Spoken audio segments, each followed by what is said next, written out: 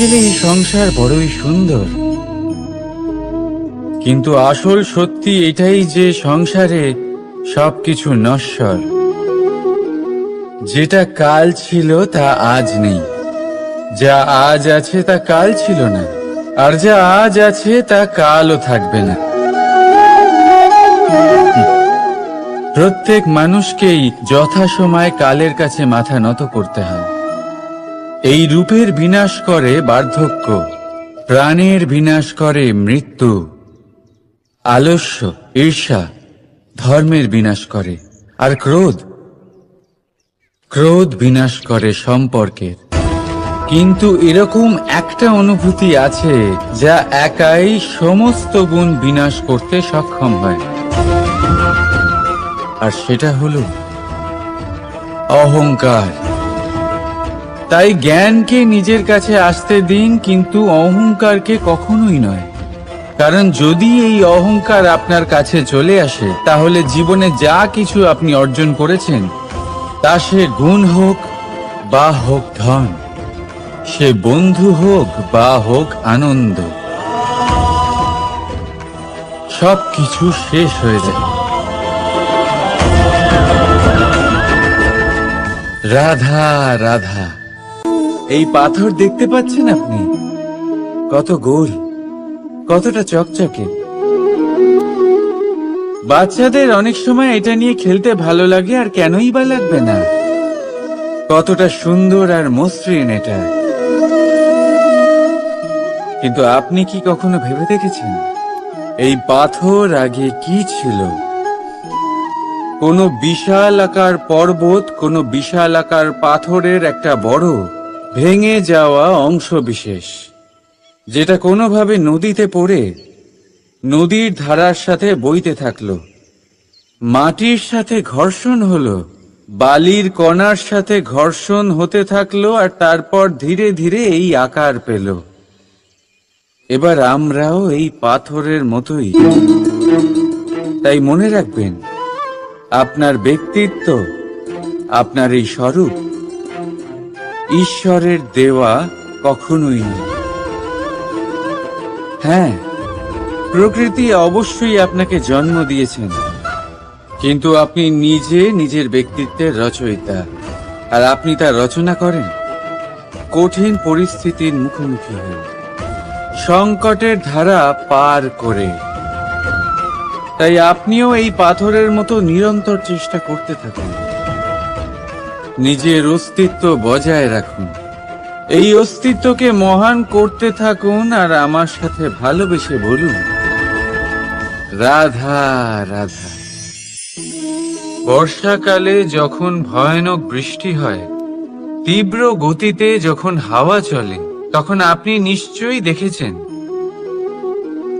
যে পাখিরা, যাদের বাসা মাঝে মাঝে ভেঙে পড়ে, নষ্ট হয়ে যায়। কিন্তু আপনি কি কখনো সেই পাখিদের বিলাপ করতে দেখেছেন? কখনো নয়। যখনই সেই বৃষ্টি থেমে যায়, তারা আবার একটু একটু করে খড়কুটো জোগাড় করে তাদের বাসা বানিয়ে ফেলে। নিজের সংসার সেই রকমই বানিয়ে দেয় যেমন আগে ছিল। এমন কেন? কারণ এই ঝড়ের তাণ্ডবের সাথে সেই পাখিদের কোনো বোঝাপড়া করারই নেই। তারা শুধু সেটাই করতে থাকে যেটা তাদের হাতে আছে, আর সেটাই হলো, আর এটাই হলো সুখী জীবনের মূল মন্ত্র। যেটা আপনার হাতে নেই, তা নিয়ে বিলাপ করে আপনার কোনো লাভ হবে না। মনোসংযোগ তাতেই করুন যা আপনার হাতে রয়েছে। যা বদলে গেছে তাকে আপনি আবার বদলাতে পারবেন না, কিন্তু যা আপনি বদলাতে পারবেন তাতে মনোসংযোগ করুন। এই জীবনে একটু ধনাত্মক হয়ে উঠুন, দেখবেন সব শুভ হবে। রাধা রাধা।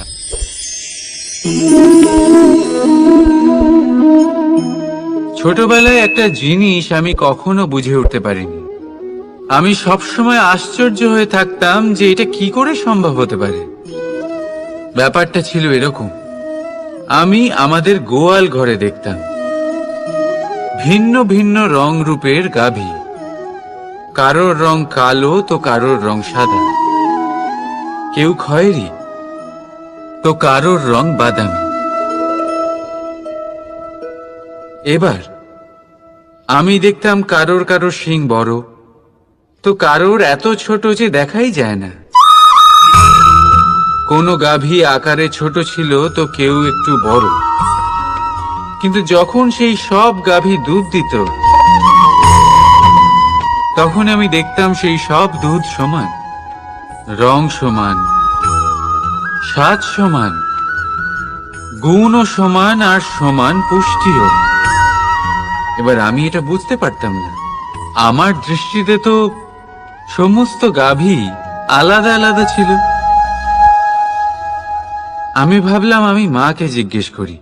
মাকে জিজ্ঞেস করলাম। মা আমাকে বললেন, কানাই,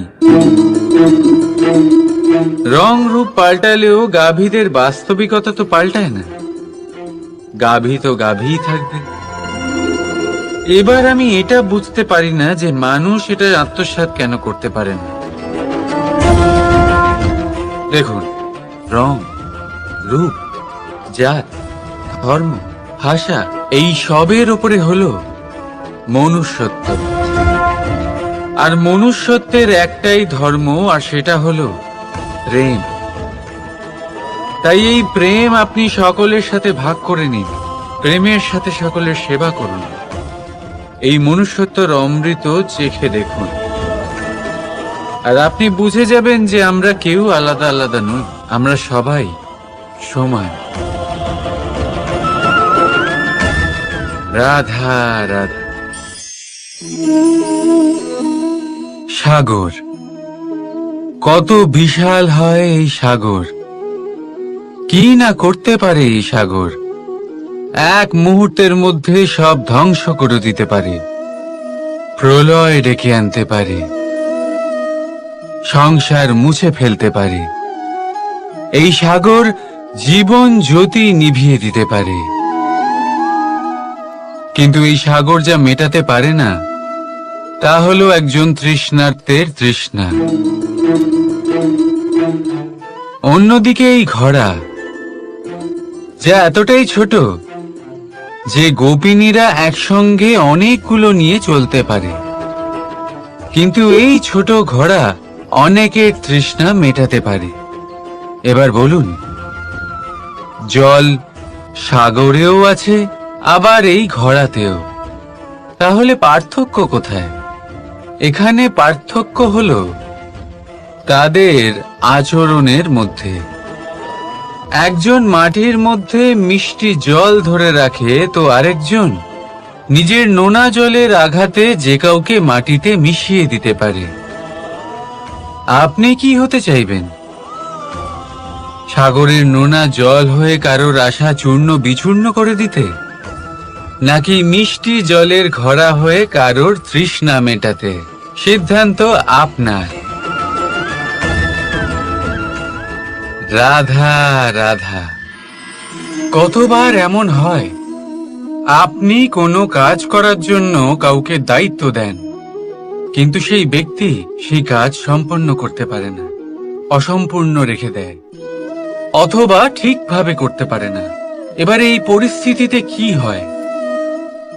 আপনি ক্রুদ্ধ হয়ে যান, তার উপরে আপনি রেগে যান, তাকে তিরস্কার করেন, আর তারপরে সেই কাজ সম্পন্ন করতে আপনি নিজেকেই নিযুক্ত করেন, আর শেষ পর্যন্ত সেই কাজ সম্পন্ন হয়েই যায়। এবার এই বিষয়ে সমস্যা সেই ব্যক্তির চেষ্টায় নয়, সমস্যা আপনি যে সেই ব্যক্তিকে ভরসা করলেন তার ছিল। আমরা অন্যের প্রতি ভরসা করাকে প্রথম পদক্ষেপ বানিয়ে, আর নিজের উপরে বিশ্বাসকে শেষ সম্বল। কিন্তু তার বদলে এটাই হওয়া উচিত যে নিজের উপরে ভরসাকে আমরা প্রথম পদক্ষেপ বানাই, তাকে নিজের সহায় মানতে হবে। যদি আপনি এমন করেন তাহলে পরিণাম আরো সুখকর, আরো আনন্দদায়ক হবে। তাই মনে রাখবেন, এই সংসারে আপনার সব থেকে বড় ভরসা আর কেউ নেই। এই সংসারে আপনার সব থেকে বড় রক্ষাকর্তা আর কেউ নেই, বরং আপনি নিজেই। রাধা রাধা। আসুন আপনাকে একটা প্রশ্ন করছি, সোনা আর লোহার মধ্যে তফাৎ কি? এবার বেশিরভাগ লোকে দেখায় অন্যদিকে লোহা সেই সৈনিকদের ঢাল ও তলোয়ার হয়ে তাদের রক্ষা করে, যারা আমাদের প্রাণকে রক্ষা করেন। এই সৈনিক না থাকলে আমাদের প্রাণও থাকবে না। এবারে বলুন, সোনার মূল্য বেশি হওয়াতে কি লোহার মূল্য কমে যায়? কখনোই নয়। ঠিক সেইভাবে এই জীবনে আপনি যতই চেষ্টা করুন, কিছু না কিছু এমন থেকে যাবে যা আপনি কখনোই পাবেন না। আর সেই কারণে নিজেকে অক্ষম মনে করা অনুচিত। হতে পারে আপনার কাছে সেই গুণ আছে যেটা সংসারে আর কারোর কাছে নেই। সেই গুণটাকে চিনুন, সেটাকে বাড়ান আর সেটাকে ব্যবহার করুন। তাই মনে রাখবেন, সংসারে প্রত্যেকটা ব্যক্তি বিশেষ হয়, আর এই সংসারে সবাই সবকিছু পায় না। নিজেই দেখে নিন, সোনাকে যে দোকানে সাজিয়ে রাখা হয় সেই দোকানের তালা লোহা দিয়ে তৈরি হয়। রাধা রাধা। সংসারে সব থেকে বেশি দামি কি, সব থেকে বেশি মূল্যবান কি? কেউ বলবে সোনা। তো ধন খরচ করেও একটা জিনিস আমরা কিনতে পারবো না, আর তা হলো একটা মুহূর্ত। কি হলো? সত্যি সামনে এসে গেল। সত্যি হলো এটাই যে জগতে সব থেকে বেশি মূল্যবান সময়। সেই সময় যেটা আমরা এমনি নষ্ট করে দিই, অকাজে, কখনো কোনো আশাতে, কখনো শোক করে, কখনো ঘটে যাওয়া দিনের কথা ভেবে, তো কখনো ভবিষ্যতের চিন্তাতে। এই সময়ের সদ্ব্যবহার আমাদের করা উচিত। এই সময়ের সদ্ব্যবহার করে আমাদের ধন অর্জন করা উচিত, মহান কাজ করা উচিত, আমাদের ব্যক্তিত্বকে উদার করা উচিত, ভালো কাজ করা উচিত, সকলের সাথে আনন্দ ভাগ করা উচিত। যদি আমরা এই সংসার থেকে চলেও যাই, তাহলেও সময় আমাদের যেতে দেবে না। এখানেই স্থিত করে রাখবে, কারোর না কারোর জন্য প্রেরণা হয়ে, বা কারোর মুখে কৃতজ্ঞতার হাসি ফুটিয়ে। রাধা রাধা। সূর্য। এই সংসারে সব থেকে বেশি তেজস্বী এই সূর্য, সব থেকে বেশি উজ্জ্বল, সব থেকে বেশি শক্তিশালী। কিন্তু আপনি কি কখনো সূর্যোদয় দেখেছেন? এই শক্তিশালী সূর্য কিভাবে উদয় হয়? লাল রঙের আভার সাথে, সৌম্যতার সাথে, শান্তির সাথে উদয় হয়। কখনো সূর্যাস্ত দেখেছেন? সেই লাল রঙের আভা, সেই সৌম্যতা, সেই একই শান্তি। আর এটাই একজন মহান ব্যক্তিত্বের গুণ। যখন জীবনে উত্থান ঘটে তখনও অহংকার করেন না, সৌম্যতা বজায় রাখেন। আবার যখন জীবনে ক্ষতি হয় তখনও সৌম্যতা বজায় রাখেন।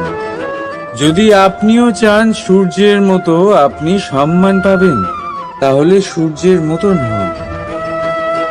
যখন জীবনে আনন্দ আসে, কুশল আসে, তখন সীমা লঙ্ঘন করবেন না। যখন জীবনে দুঃখ আসে, কষ্ট আসে, বিনাশের পথে অগ্রসর হবেন না। সৌম্য থাকুন, শান্ত থাকুন, সূর্যের মতো চকচক করতে থাকুন। কারণ সব মুহূর্তের মতোই এটাও একটা মুহূর্ত।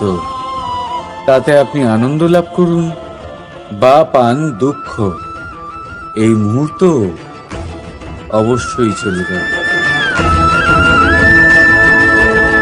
রাধা রাধা। আপনি ওই কথাটা নিশ্চয়ই শুনেছেন, যখন ভগবান একটা দরজা বন্ধ করেন তখন অন্যদিকে অনেক দরজা খুলে দেন। এবার এই দরজা, এই সমস্ত পথ আমরা দেখতে পাই না, অনেক সময় আমরা বুঝতে পারি না, হারিয়ে যায় সব। কখনো কখনো মনে হয় যে এই কথাটাই মিথ্যে, কিন্তু আসলে তা তো নয়। তাহলে হারিয়ে যায় কেন? কারণ আমরা সময় নষ্ট করি এই দরজার দিকে তাকিয়ে থেকে। ভাবি এই বুঝি দরজা খুলবে, এবার দরজা খুলবে। অপেক্ষা করতে করতে আমরা অনেক সময় নষ্ট করে ফেলি। এত সময় নষ্ট করি যে আমরা দেখতে পাই না, খুঁজে পাই না সেই সমস্ত দরজা আর পথ যা আমাদের জন্য খোলা রয়েছে। যদি খুঁজেই না পাই তাহলে তা ব্যবহার করব কি করে? মনে রাখুন, ভগবান সব সময় আমাদের সাথে রয়েছেন, আমাদের সাহায্য করছেন। এই পথ সব সময় আছে, সর্বত্র আছে। দরকার রয়েছে শুধুমাত্র দৃষ্টির, দৃষ্টিভঙ্গি এবং ভাবনা। এই দৃষ্টিকে বিস্তৃত করুন, এই দৃষ্টিভঙ্গিকে ধন্যাত্মক করে তুলুন, আর এই ভাবনা, এর সীমা একটু বাড়িয়ে তুলুন। তারপর দেখবেন সব খুঁজে পাবেন। আসলে কি, এই যে ঈশ্বর, এই যে পরমাত্মা, তা আমাদের সাথে রয়েছে, আমাদের মনের মধ্যে রয়েছে। যিনি তাকে মন থেকে চাইবেন তিনি তাকে মনের মধ্যে অবশ্যই খুঁজে পাবেন।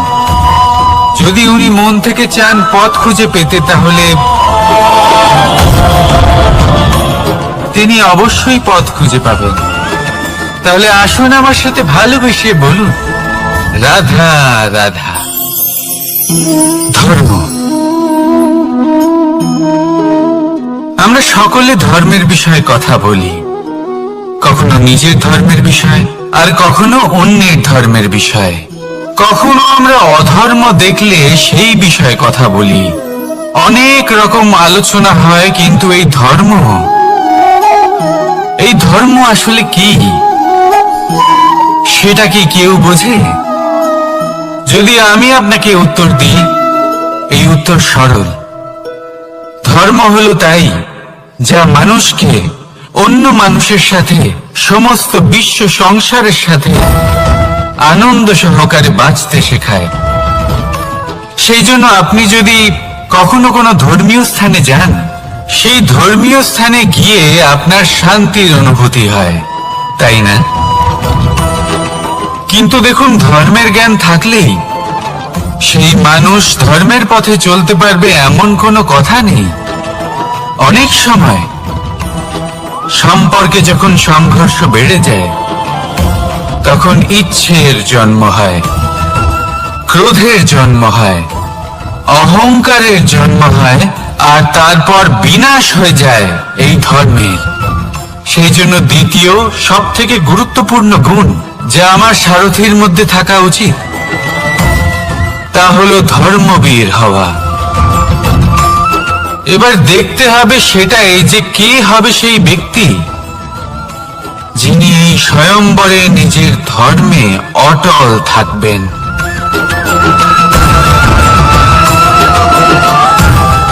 কারণ সেই ব্যক্তি এই সংসার থেকে সরে এসে ধর্মের পুনঃস্থাপনের এই মহাকার্যে আমার সারথী হতে পারবেন। তাহলে আসুন আমার সাথে ভালোবেসে বলুন, রাধা রাধা। কর্ম, ধর্ম, জ্ঞান, এই তিন স্তরে অনেক মানুষ পৌঁছতে পারেন। অনেকে এই পরীক্ষা দিয়ে তাতে উত্তীর্ণ হয়ে যেতে পারেন, কিন্তু শিখরে পৌঁছে শাসন তিনিই করতে পারেন যার কাছে এই চতুর্থ গুণটিও থাকে, সমর্পণ। অত্যন্ত গুরুত্বপূর্ণ একটা গুণ এটা। এই সমর্পণ আসলে অত্যন্ত গুরুত্বপূর্ণ। পূর্ণ সমর্পণ দরকার নিজের লক্ষ্যের প্রতি, সমর্পণ নিজের কর্তব্যের প্রতি, সমর্পণ নিজের আত্মার থেকে নির্গত স্বরের প্রতি, সমর্পণ নিজের রথের প্রতি, অর্থাৎ আমার প্রতি। এবার এই পরীক্ষায় অত্যন্ত কঠিন এক বাঁক আসতে চলেছে, যেখানে সারথীকে সমর্পণের নিরিখে পরীক্ষা করা হবে, আর তাতে উত্তীর্ণ হওয়ার পরেই তার হাতে ধর্ম স্থাপনের রথের রাশ তুলে দেওয়া হবে। দেখা যাক কি হয়। ততক্ষণ আপনি প্রসন্ন থাকুন আর আমার সাথে ভালোবেসে বলুন, রাধা রাধা। মানুষ তার জীবনে শিক্ষা এবং প্রেম এই দুই লাভ করে তার মাতা, পিতা এবং গুরুর কাছ থেকে। কিন্তু মানুষ সবথেকে বেশি ভালোবাসে নিজের মাতাকে, কারণ মাতা খুব নির্মল চিত্তে ভালোবাসে, শান্ত মনে আমাদের অন্তরে শক্তির সঞ্চার করে থাকেন, আমাদের উৎসাহ দেন, বলশালী করে তোলেন। ব্যাপারটা কিন্তু এমন নয় যে আমরা নিজেদের বাবা বা গুরুকে ভালোবাসি না, তাদেরকেও আমরা অত্যন্ত ভালোবাসি, শুধু ওনাদের কঠোর ব্যবহার দেখলে আমরা একটু ভয় পেয়ে যাই। এবার ওনাদের এই কঠোর ব্যবহার আমাদের ভালো না লাগলেও অত্যন্ত আবশ্যক, কারণ মাতার থেকে আমরা যে শক্তি লাভ করি তা যেন নিয়ন্ত্রণ হারিয়ে বিধ্বংসী না হয়ে ওঠে, আমরা যেন কোনো কুপথে না চলে যাই, আমরা কখনো যেন দোষ না করে ফেলি। শুধু সেই জন্য পিতা এবং গুরু একটু কঠোর হয়ে ওঠেন, এবং ওনাদের এই কঠোর আচরণ ভবিষ্যতে গিয়ে আমরা অবশ্যই বুঝতে পারি। জীবনে কিছু বছর আমরা এগিয়ে যাই আর তারপর আমরা বুঝতে পারি যে বাবা এবং গুরু আমাদের যথেষ্ট ভালোবাসতেন, কিন্তু ওনাদের ভালোবাসার বহিঃপ্রকাশ আলাদা। প্রয়োজনীয় হলো এটা দেখার, এটা বোঝার যে শুরু থেকে আমাদের প্রতি ওনাদের আচরণ কেমন ছিল। ওনাদের কঠোর হওয়ার পেছনে ওনাদের ভালোবাসাটা বোঝার চেষ্টা করুন, ওনাদের চিন্তাটা বোঝার চেষ্টা করুন, ওনাদের পথপ্রদর্শনের আড়ালে আপনার ভবিষ্যতের জন্য যে পরিকল্পনা ওনারা করেছেন সেটা বোঝার চেষ্টা করুন। তখন আপনারা বুঝতে পারবেন ওনাদের ভালোবাসাকে। আপনার মনের মধ্যে আপনা থেকেই ওনাদের প্রতি সম্মান জেগে উঠবে। নিজের পিতা এবং নিজের গুরু এই দুজনের প্রতি কৃতজ্ঞতা প্রকাশ করুন আর আমার সাথে ভালোবেসে বলুন, রাধা রাধা। জীবন কিসের উপর নির্ভরশীল? ধনের ওপর, বৈভবের ওপর, নিঃশ্বাসের ওপর? না, এই জীবন নির্ভরশীল বিশ্বাসের ওপর। বিশ্বাস নিজের ওপর, বিশ্বাস আমাদের আপনজনের ওপর। কিন্তু যখন এই বিশ্বাস ভেঙে যায় তখন মানুষের মনও ভেঙে যায়, আর তারপর সে অন্য কিছু করতেই পারে না। তখন কি করা যেতে পারে?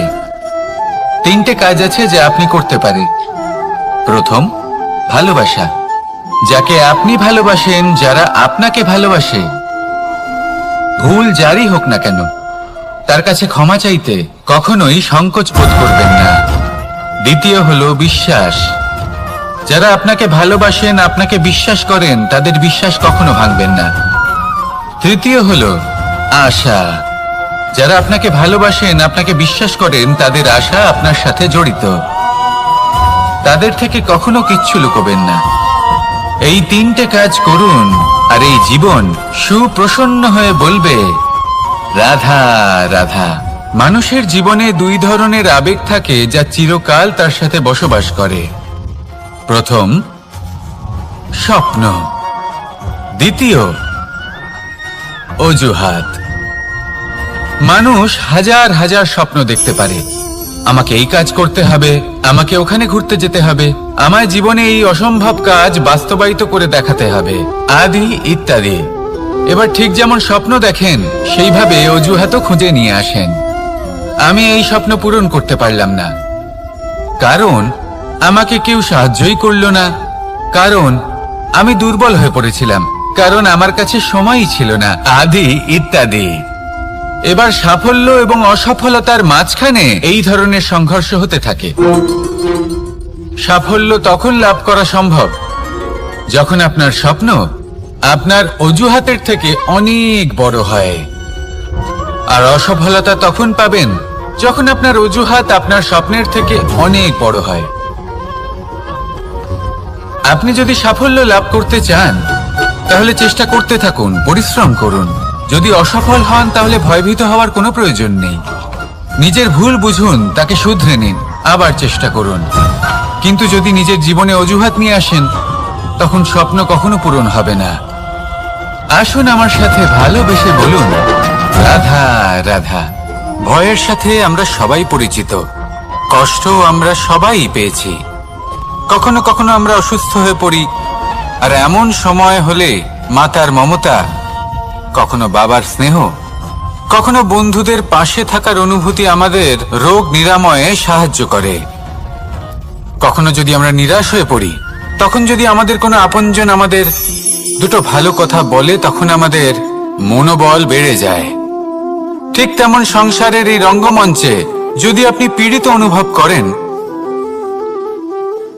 কিছু শুভ কথা আলোচনা করুন, কিছু স্তুতি গান করুন, কিছু মুহূর্তের জন্য হলেও নিজের ইষ্টদেবের কথা স্মরণ করুন আর প্রার্থনা করুন। সাহস বাড়বে, শক্তিও বৃদ্ধি পাবে এবং সামনে এগিয়ে চলার পথও দেখতে পাবেন। তখন এই মন প্রসন্ন হয়ে বলবে, রাধা রাধা। কখনো কখনো অন্ধকারের সাথে লড়াই করার জন্য আমরা প্রদীপ জ্বালাই। এতে প্রথমে সলতে রাখি, তারপর তেল ঢালি, তারপর আগুন জেলে এটা প্রজ্বলিত করি। তারপর একটা সময় আসে যখন এই প্রদীপ নিভে যায়। কারণটা কি? কারণ কি এটা যে প্রদীপের প্রকাশমান হওয়ার ক্ষমতা সমাপ্ত হয়েছে? না, এই যে আগুন আমরা দেখতে পাচ্ছি, এই আগুনের জন্য যে শক্তির প্রয়োজন হয় তা আসে এই তেল থেকে। যদি এই তেল সমাপ্ত হয়ে যায় তাহলে এই প্রকাশ তাও সমাপ্ত হয়ে যায়। আর আমাদের জীবনে এই তেল হলো আমাদের কর্ম, আর এই আগুন আর এর দ্বারা উৎপন্ন হওয়া প্রকাশ আমাদের ভাগ্য। যত আমাদের কর্ম ক্ষীণ হতে থাকবে, আমাদের ভাগ্য সৌভাগ্য কোথাও না কোথাও লুপ্ত হয়ে যাবে। যে উজ্জ্বল ভবিষ্যৎ আমরা চাইছি তা কখনো লাভ করতে পারবো না যদি কর্ম না করি। ঠিক যেমন তেল ছাড়া অগ্নি উৎপন্ন হয় না, তেমনি কর্ম ছাড়া সৌভাগ্য হয় না। আর যেমন কর্ম তেমন ভাগ্য। তাই সবসময় কর্ম করতে থাকুন, কর্ম করা থামাবেন না। আর আমার সাথে ভালোবেসে বলুন, রাধা রাধা। জীবনে তিনটি বিষয় আছে, তিনটি বস্তু আছে, তারা যেন আপনাকে কখনো বশে না করে নিতে পারে। প্রথম হলো ধন। ধন যতক্ষণ আপনি ব্যবহার করতে থাকেন, যতক্ষণ তা আপনার কাজে আসছে, ততক্ষণ ঠিক আছে, এই ধন আপনার কাছে অমৃত। কিন্তু যখন এই ধন আপনাকে ব্যবহার করতে শুরু করে, বুঝে যাবেন যে আপনার পতনের সময় শুরু হয়েছে। দ্বিতীয় বিষয়, ফেলে আসা অতীত। যাই করুন, আপনি অতীত পাল্টাতে পারবেন না, আর এই সত্যিটা আপনিও জানেন। কিন্তু তাও এর বশবর্তী আমরা হয়ে পড়ি। আর যখন তাই হয়, তখন এই সংসারে আমরা যেখানেই যাই না কেন, যত বড়ই সুখ লাভ করি না কেন, সেই সব আমাদের কাছে তিক্ত বলে মনে হয়। তৃতীয় বিষয়, আপনার আশেপাশের মানুষ ভিন্ন ভিন্ন ধরনের মানুষ হয়, যাদের চিন্তা ভাবনা এবং দৃষ্টিভঙ্গি ভিন্ন ভিন্ন প্রকারের। যদি এদের বশবর্তী আপনি হয়ে পড়েন, তাহলে কেউ বলবে এটা করো, এটা ভালো। কেউ বলবে এটা করো না, ওটা করো, ওটা ভালো কাজ। কেউ বলবে এই দুটোই করো না, অন্য কিছু করো। এই কথাগুলিতে আপনি এতটাই জড়িয়ে পড়বেন যে আপনি লক্ষ্যভ্রষ্ট হয়ে পড়বেন। তাই এই তিন বিষয় থেকে সাবধানে থাকবেন। যদি কোনো কিছু বশ করতে হয়, তাহলে আপনাকে বশ করতে হবে আপনার আজকে, নিজের বর্তমানকে। এটা খুব প্রয়োজনীয়। এটা ভাববেন যে এই সময়ের সদ্ব্যবহার আমি কিভাবে করব, সময়কে শাসন কিভাবে করব, ওই কর্ম কিভাবে করব যাতে ভবিষ্যতে কখনো আমার আফসোস না হয়, বরং এই সংসার আমাকে নিয়ে গর্ব করবে, সেই কর্ম করুন। আর যখন আপনি এটা শিখে নেবেন, তখন আপনি নিজেই নিজেকে প্রকৃত অর্থে ভাগ্যশালী করে তুলবেন। আসুন আমার সাথে ভালোবেসে বলুন, রাধা রাধা। অনেক সময় আমরা কারোর নীরবতাকে তার দুর্বলতা ভেবে বসি। হতেই পারে সেই ব্যক্তি উত্তর দিতে চাইছেন না, হতে পারে অন্য কোনো কারণ আছে যা আমরা বুঝতেই পারছি না। সেই জন্য তাকে দুর্বল ভেবে নেওয়া অনুচিত। দেখতে গেলে এই বিশাল সমুদ্র এও কিন্তু নীরব, শান্ত হয়। কিন্তু যখন সে রুদ্র মূর্তি ধারণ করে তখন কি হয়? সমগ্র সংসারকে বিনাশের পথে নিয়ে যায় এই সমুদ্র, প্রলয় সৃষ্টি করে। সেই জন্য কারো সহ্য শক্তিকে দুর্বলতা বলে মনে করবেন না। কারণ যদি এই নীরবতা নিজেকে ভেঙে বেরিয়ে আসে, তাহলে তা বিনাশের সমস্ত সীমা পার করে যেতে পারে। তাই এই নীরবতাকে সবসময় বুঝুন, সবসময় একে সম্মান করতে শিখুন, আর আমার সাথে ভালোবেসে বলুন, রাধা রাধা। কখনো কোনো চাতক পাখিকে দেখেছেন? কথায় আছে যে বছরে মাত্র একবার সে তার তৃষ্ণা মিটিয়ে থাকে, আর তাও আকাশে ভেসে থাকা মেঘের দ্বারা ঘটানো বৃষ্টির জলের ফোঁটা থেকে। আর কোথাও থেকে সে তার তৃষ্ণা পূরণ করে না। সারা বছর সে নিদারুণ গরম সহ্য করে, তীব্র শীতও সহ্য করে, শুধু এই আশা নিয়ে যে বছরে একবার অন্তত সেই মেঘের ঘন ঘটা হবে, বৃষ্টি হবে, আর সে তার তৃষ্ণা নিবারণ করবে। এটা আসলে কি? এটা আসলে বিশ্বাস। সেই বিশ্বাস যে বছরে একবার সেই মেঘ আসবে তৃষ্ণা নিবারণ করতে। যেমন দেখুন, একটা সূর্যমুখী ফুল সারা রাত অন্ধকারের সাথে যুদ্ধ করে, কারণ তার বিশ্বাস যে ভোরবেলায় সূর্য তাকে অবশ্যই দর্শন দেবেন। সেটাও বিশ্বাস ছিল যার উপর ভরসা করে মনু একটা নৌকা নিয়ে বেরিয়ে পড়েছিলেন এবং সমস্ত সৃষ্টিকে প্রলয়ের হাত থেকে বাঁচিয়েছিলেন।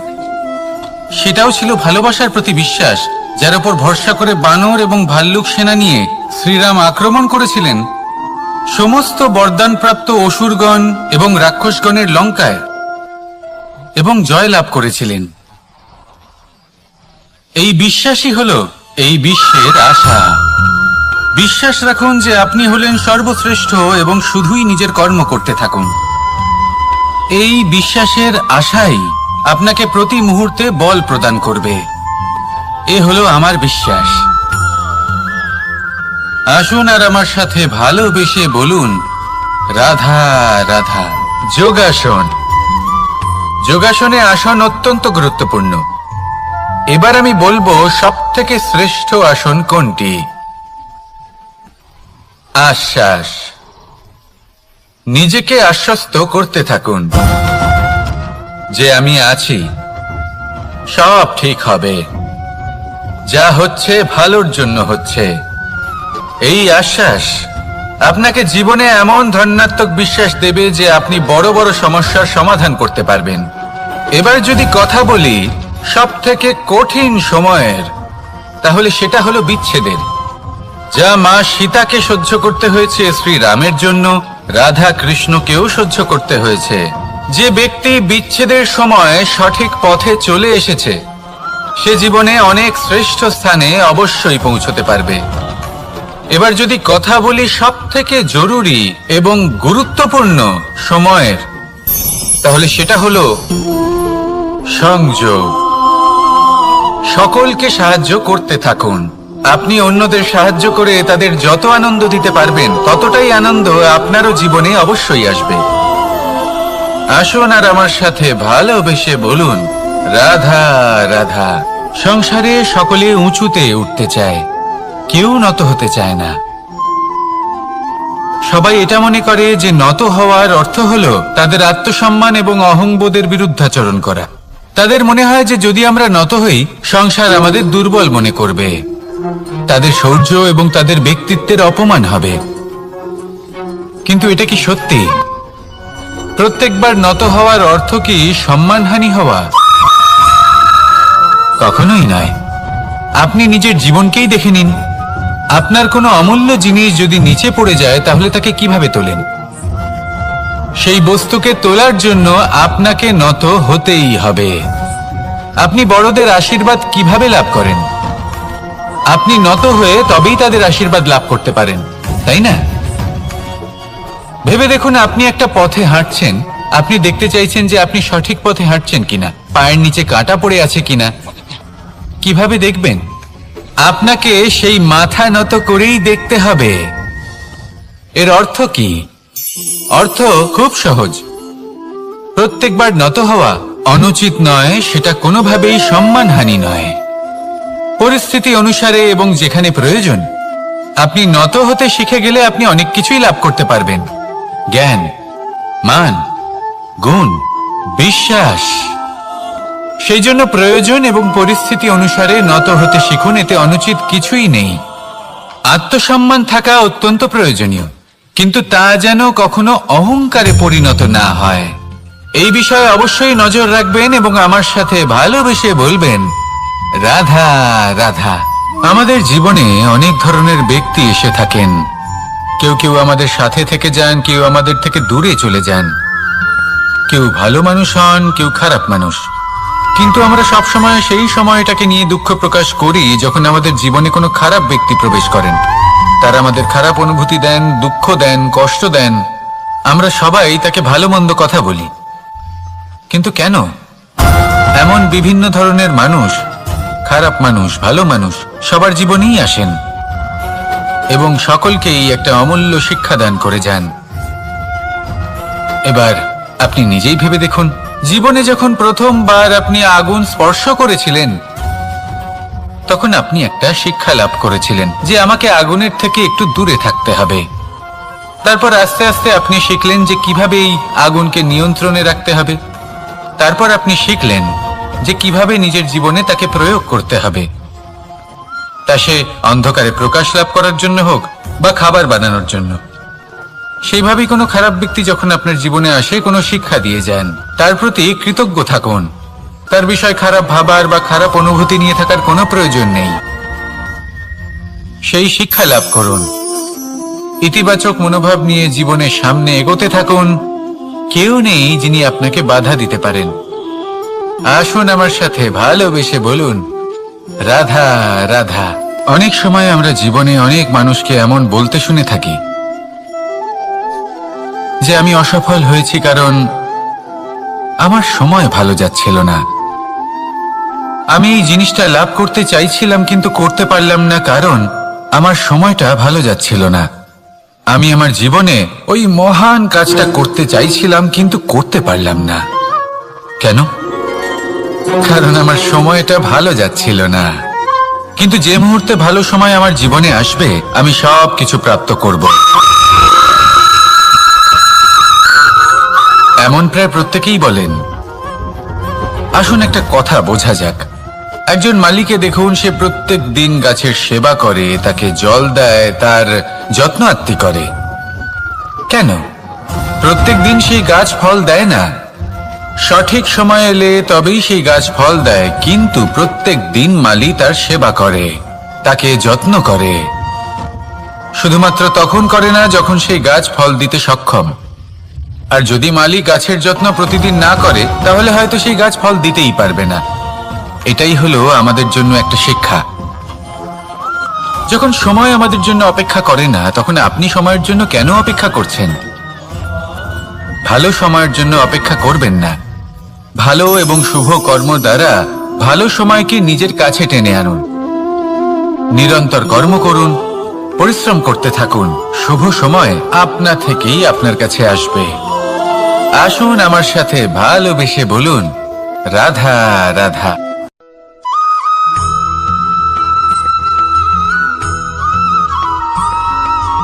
আমি অনেক সংখ্যক মানুষকে দেখেছি, তাদের কাছে অত্যাধিক জ্ঞান আছে, শিল্প আছে, পর্বতের মতো উচ্চতা লাভ করতে চাই, সব ঠিক আছে, কিন্তু তার জন্য আমরা কাজ কি করি? যদি এরকম আমরা হতে চাই তাহলে সবার আগে সূর্যের মতো নিজেকে উজ্জ্বল করুন। সূর্যের সব থেকে বেশি আলো নিজের অন্তরে থাকে। নদীর মতো নিজের পথ নিজেই তৈরি করুন। পাথরের সাথে ধাক্কা খাওয়ার পরেও থেমে না যাওয়া শিখুন। হিমালয় পর্বতের মতো উচ্চতা লাভ করতে হলে সেটার মতো অটল থাকতে শিখুন। একটা কথা অবশ্যই মনে রাখবেন,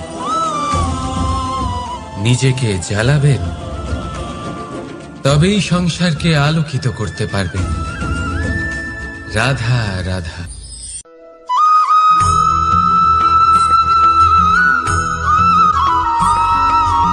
অনেক সময় আমরা জীবনে অনেক মানুষকে এমন বলতে শুনে থাকি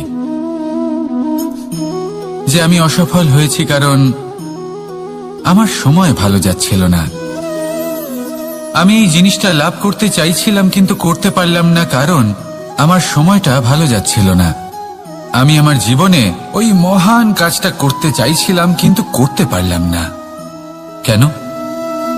কারণ আমার সময়টা ভালো যাচ্ছিল না।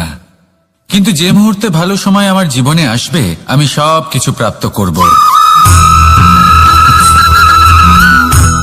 এমন প্রায় প্রত্যেকেই বলেন।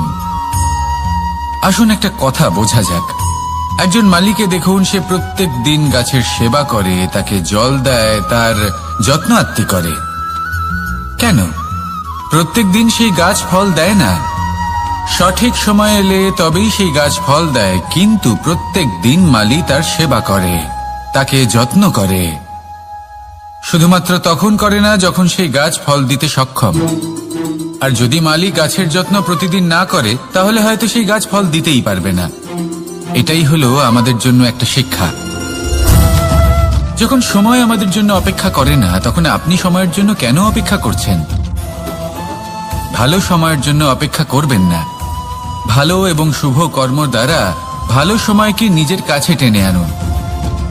নিরন্তর কর্ম করুন, পরিশ্রম করতে থাকুন। শুভ সময় আপনা থেকেই আপনার কাছে আসবে। আসুন আমার সাথে ভালোবেসে বলুন, রাধা রাধা।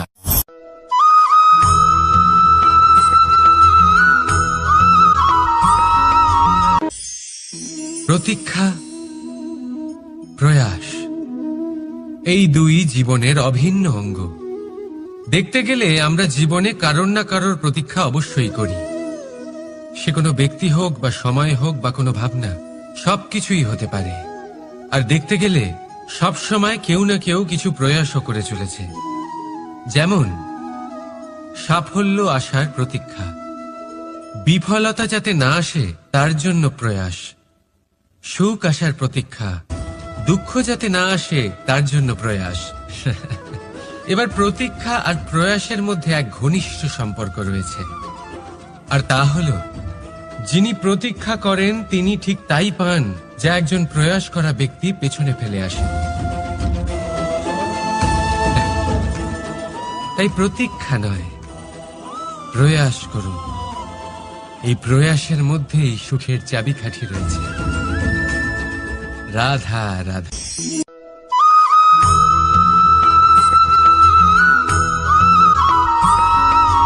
আমাদের জীবনে অনেক ধরনের ব্যক্তি এসে থাকেন।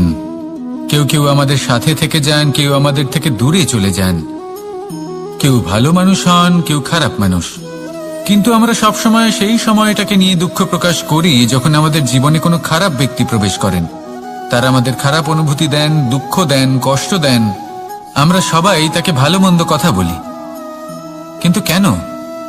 এমন বিভিন্ন ধরনের মানুষ, খারাপ মানুষ, ভালো মানুষ সবার জীবনেই আসেন এবং সকলকেই একটা অমূল্য শিক্ষা দান করে যান। এবার আপনি নিজেই ভেবে দেখুন, জীবনে যখন প্রথমবার আপনি আগুন স্পর্শ করেছিলেন তখন আপনি একটা শিক্ষা লাভ করেছিলেন যে আমাকে আগুনের থেকে একটু দূরে থাকতে হবে। তারপর আস্তে আস্তে আপনি শিখলেন যে কিভাবে এই আগুনকে নিয়ন্ত্রণে রাখতে হবে। তারপর আপনি শিখলেন যে কিভাবে নিজের জীবনে তাকে প্রয়োগ করতে হবে, তা সে অন্ধকারে প্রকাশ লাভ করার জন্য হোক বা খাবার বানানোর জন্য। সেইভাবেই কোনো খারাপ ব্যক্তি যখন আপনার জীবনে আসে কোনো শিক্ষা দিয়ে যান, তার প্রতি কৃতজ্ঞ থাকুন।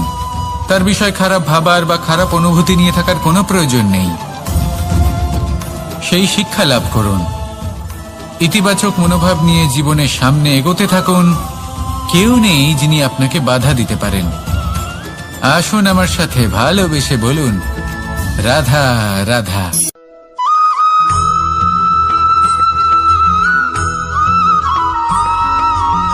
মানুষ কর্ম করেন। আমি বারংবার বলি যে ফলের আশা করবেন না।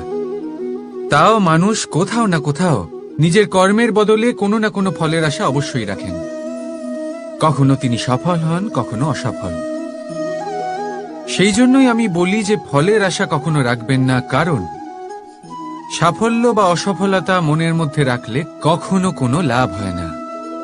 যদি সাফল্য মনের মধ্যে রাখেন তাহলে অহংকার জন্ম নেবে। যদি অসফলতা মনের মধ্যে রাখেন তাহলে এক হীনমন্যতায় আপনি ভুগবেন, যা দিয়ে কোনো শুভকর্ম হবে না। সেই জন্য শুধুই কর্ম করে যান, কর্মেই মগ্ন থাকুন। আর আসুন আমার সাথে ভালোবেসে বলুন, রাধা রাধা।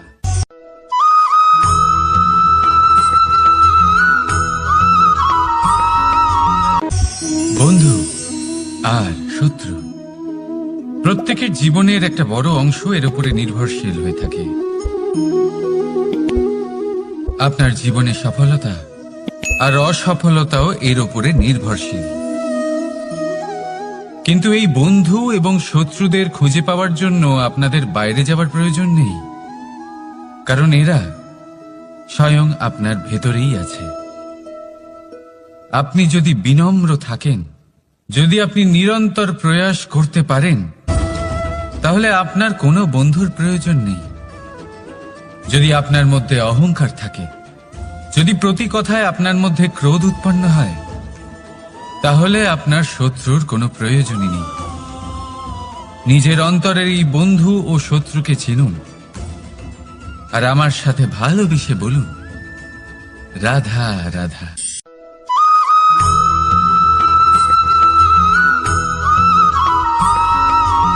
সংসারে সকলে উঁচুতে উঠতে চায়, কেউ নত হতে চায় না। সবাই এটা মনে করে যে নত হওয়ার অর্থ হলো তাদের আত্মসম্মান এবং অহংবোধের বিরুদ্ধাচরণ করা। তাদের মনে হয় যে যদি আমরা নত হই, সংসার আমাদের দুর্বল মনে করবে, তাদের শৌর্য এবং তাদের ব্যক্তিত্বের অপমান হবে। কিন্তু এটা কি সত্যি? প্রত্যেকবার নত হওয়ার অর্থ কি সম্মানহানি হওয়া? কখনোই নয়। আপনি নিজের জীবনকেই দেখে নিন। আপনার কোনো অমূল্য জিনিস যদি নিচে পড়ে যায়, তাহলে তাকে কিভাবে তোলেন? সেই বস্তুকে তোলার জন্য আপনাকে নত হতেই হবে। আপনি বড়দের আশীর্বাদ কিভাবে লাভ করেন? আপনি নত হয়ে তবেই তাদের আশীর্বাদ লাভ করতে পারেন, তাই না? ভেবে দেখুন, আপনি একটা পথে হাঁটছেন, আপনি দেখতে চাইছেন যে আপনি সঠিক পথে হাঁটছেন কিনা, পায়ের নিচে কাঁটা পড়ে আছে কিনা। কিভাবে দেখবেন? আপনাকে সেই মাথা নত করেই দেখতে হবে। এর অর্থ কি? অর্থ খুব সহজ। প্রত্যেকবার নত হওয়া অনুচিত নয়, সেটা কোনোভাবেই সম্মানহানি নয়। পরিস্থিতি অনুসারে এবং যেখানে প্রয়োজন, আপনি নত হতে শিখে গেলে আপনি অনেক কিছুই লাভ করতে পারবেন। জ্ঞান, মান, গুণ, বিশ্বাস। সেই জন্য প্রয়োজন এবং পরিস্থিতি অনুসারে নত হতে শিখুন, এতে অনুচিত কিছুই নেই। আত্মসম্মান থাকা অত্যন্ত প্রয়োজনীয়, কিন্তু তা যেন কখনো অহংকারে পরিণত না হয়। এই বিষয়ে অবশ্যই নজর রাখবেন এবং আমার সাথে ভালোবেসে বলবেন, রাধা রাধা।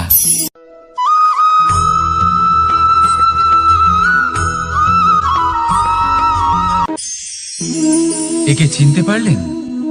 একে কুঠার বলা হয়। আপনারা জীবনে কোথাও না কোথাও কোনো না কোনো রূপে এটা দেখেই থাকবেন। একটা ব্যাপার নিশ্চিত, এই কুঠার ছাড়া কোনো বৃক্ষকে কাটতে পারা সরল নয়। এবার আপনি কখনো এটা ভেবেছেন, এই কুঠার, এর এই অংশ, এর মুখটাই যদি না থাকে তাহলে কি হবে? এ শুধুমাত্র কোনো বৃক্ষই নয়, তার কোনো ডালও কাটতে সক্ষম হবে না। এবারে ভাবুন, এই শুকনো কাঠের হাতল এ আমরা কোত্থেকে পেলাম? কোনো এক বৃক্ষ থেকেই। সেই ডাল যাকে কেটে ফেলা হয়েছিল, এক বৃক্ষকে কাটার জন্য এই ডালই শস্ত্ররূপে প্রস্তুত। আমাদের জীবনে আমাদের প্রিয়জন, আমাদের আপনজন যখন সময় কখনো কখনো তাদের সঙ্গ না দেয়, যদি তারা দৈন্য দশায় থাকেন, তাহলে তাদের সঙ্গ কখনো ছাড়বেন না। ওনাদের প্রয়োজন শুধুমাত্র মনোবল। তা তাদের দিন। তাদের সাহায্য করা আপনার কর্তব্য। হয়তো তাদের সাথে থেকে আপনার কোনো লাভ হবে না, কিন্তু তাদের দূরে থাকাতে আপনার ক্ষতি অবশ্যই হতে পারে। সর্বদা সাহায্য করুন। সঠিক সময় আসলে তা আপনার সহায়ক অবশ্যই হবে। রাধা রাধা।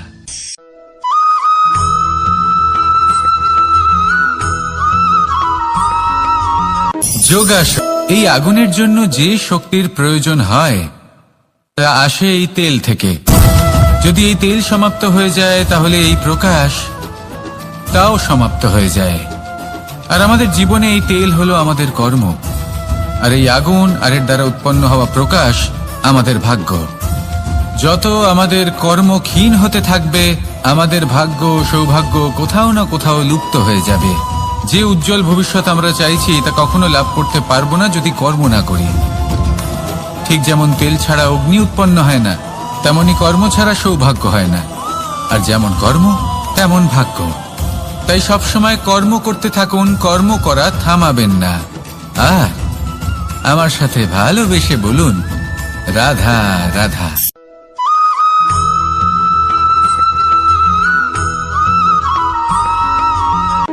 কোনো ব্যক্তির ব্যক্তিত্ব কিভাবে তৈরি হয়?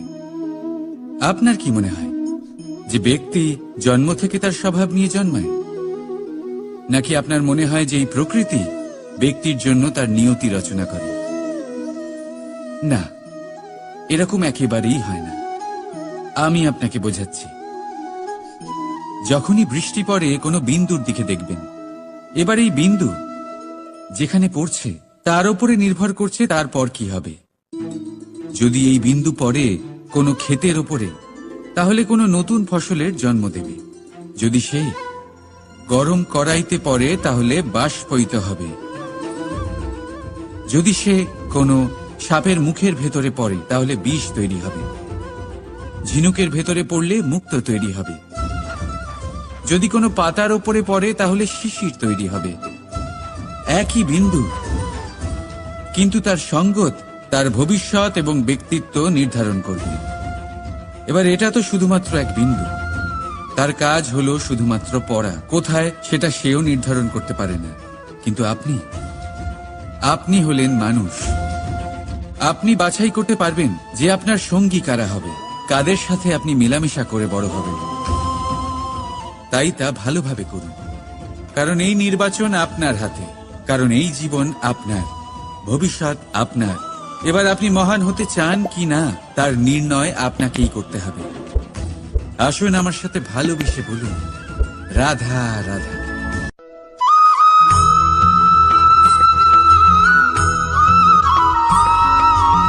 ভয়ের সাথে আমরা সবাই পরিচিত। কষ্টও আমরা সবাই পেয়েছি।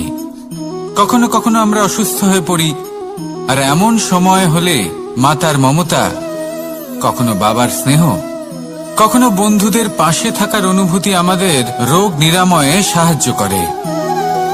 কখনো যদি আমরা নিরাশ হয়ে পড়ি, তখন যদি আমাদের কোনো আপনজন আমাদের দুটো ভালো কথা বলে, তখন আমাদের মনোবল বেড়ে যায়।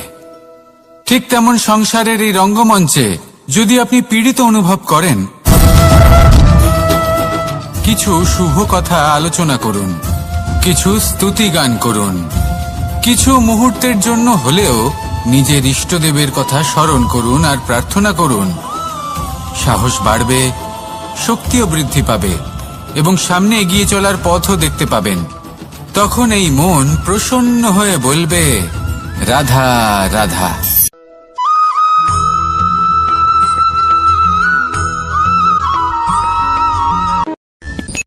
সূর্যের তাপ এতটাই প্রখর হয় তা সমস্ত বনস্পতিকে শুষ্ক করে দেয়।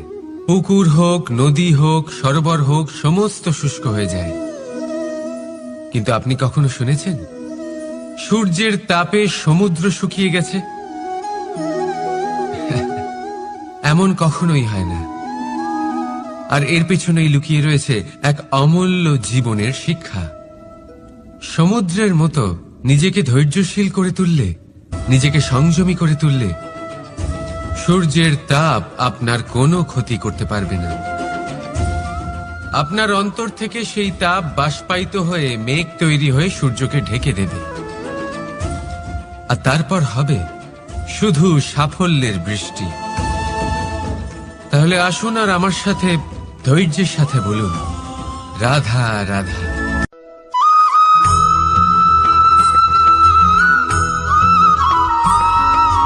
মানুষের জীবনে দুই ধরনের আবেগ থাকে যা চিরকাল তার সাথে বসবাস করে। প্রথম, স্বপ্ন। দ্বিতীয়, অজুহাত। মানুষ হাজার হাজার স্বপ্ন দেখতে পারে। আমাকে এই কাজ করতে হবে, আমাকে ওখানে ঘুরতে যেতে হবে, আমায় জীবনে এই অসম্ভব কাজ বাস্তবায়িত করে দেখাতে হবে, আদি ইত্যাদি। এবার ঠিক যেমন স্বপ্ন দেখেন সেইভাবে অজুহাতও খুঁজে নিয়ে আসেন। আমি এই স্বপ্ন পূরণ করতে পারলাম না, কারণ আমাকে কেউ সাহায্যই করল না, কারণ আমি দুর্বল হয়ে পড়েছিলাম, কারণ আমার কাছে সময়ই ছিল না, আদি ইত্যাদি। এবার সাফল্য এবং অসফলতার মাঝখানে এই ধরনের সংঘর্ষ হতে থাকে। সাফল্য তখন লাভ করা সম্ভব যখন আপনার স্বপ্ন আপনার অজুহাতের থেকে অনেক বড় হয়, আর অসফলতা তখন পাবেন যখন আপনার অজুহাত আপনার স্বপ্নের থেকে অনেক বড় হয়। আপনি যদি সাফল্য লাভ করতে চান তাহলে চেষ্টা করতে থাকুন, পরিশ্রম করুন। যদি অসফল হন তাহলে ভয়ভীত হওয়ার কোনো প্রয়োজন নেই। নিজের ভুল বুঝুন, তাকে শুধরে নিন, আবার চেষ্টা করুন। কিন্তু যদি নিজের জীবনে অজুহাত নিয়ে আসেন তখন স্বপ্ন কখনো পূরণ হবে না। আসুন আমার সাথে ভালোবেসে বলুন, রাধা রাধা।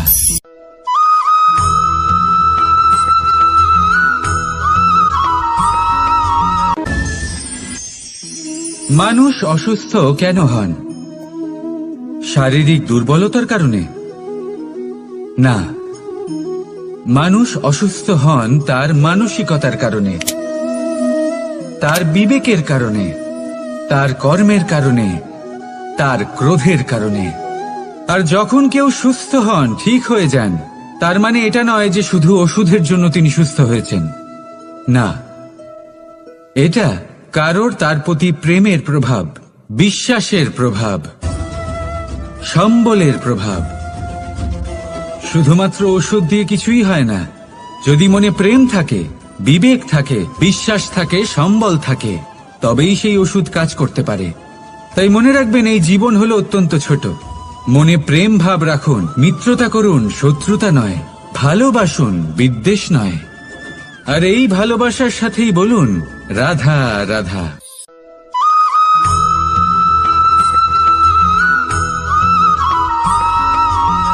জীবন কিসের উপর নির্ভরশীল? ধনের ওপর, বৈভবের ওপর, নিঃশ্বাসের ওপর? না, এই জীবন নির্ভরশীল বিশ্বাসের ওপর। বিশ্বাস নিজের ওপর, বিশ্বাস আমাদের আপনজনের ওপর। কিন্তু যখন এই বিশ্বাস ভেঙে যায় তখন মানুষের মনও ভেঙে যায়, আর তারপর সে অন্য কিছু করতেই পারে না। তখন কি করা যেতে পারে?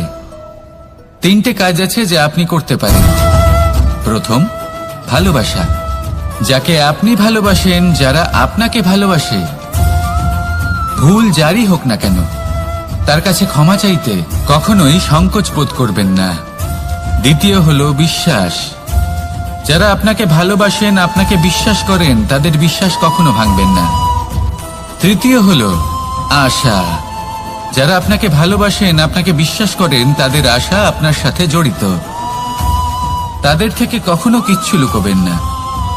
এই 3টে কাজ করুন আর এই জীবন সুপ্রসন্ন হয়ে বলবে, রাধা রাধা।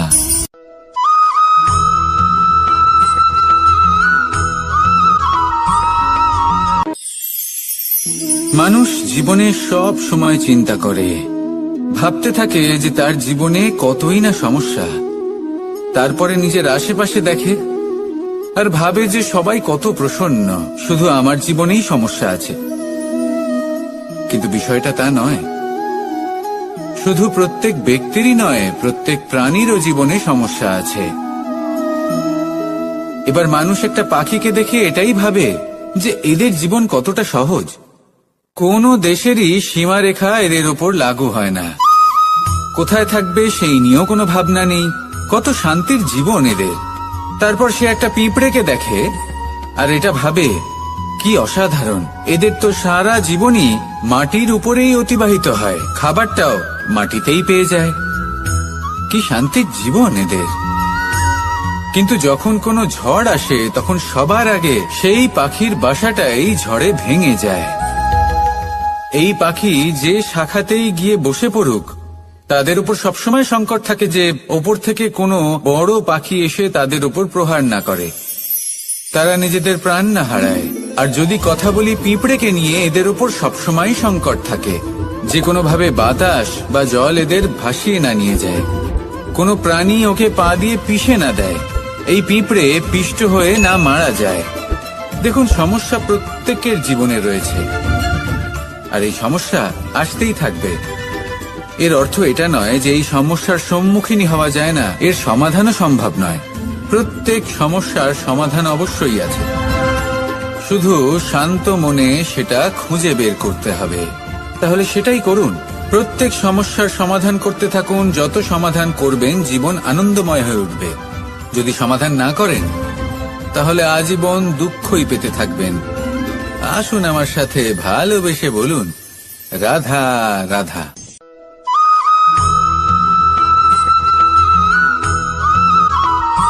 প্রেম হলো এই সংসারের সবথেকে বড় ঢাল এবং সবথেকে বড় অস্ত্র। এই প্রেম ছাড়া না কোনো ন্যায় হয় আর না কোনো শাস্ত্র, না জীবন আছে আর না অন্ত।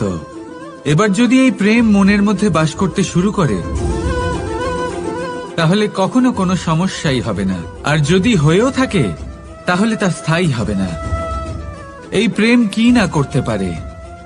এই প্রেম সমস্ত সমস্যা মিটিয়ে ফেলতে পারে, আপনার মনের মধ্যে অহংকারকেও বিনাশ করে দিতে পারে, আপনাকে সাক্ষাৎ ঈশ্বরের সাথে দেখা করাতে পারে। তাই প্রেমের দ্বারা প্রয়াস করতে থাকুন। এই সংসারের প্রত্যেক মানুষকে, প্রত্যেক বস্তুকে, প্রত্যেক জীব জন্তুকে ভালোবাসবেন। আর এই প্রেমের দ্বারাই বলুন, রাধা রাধা।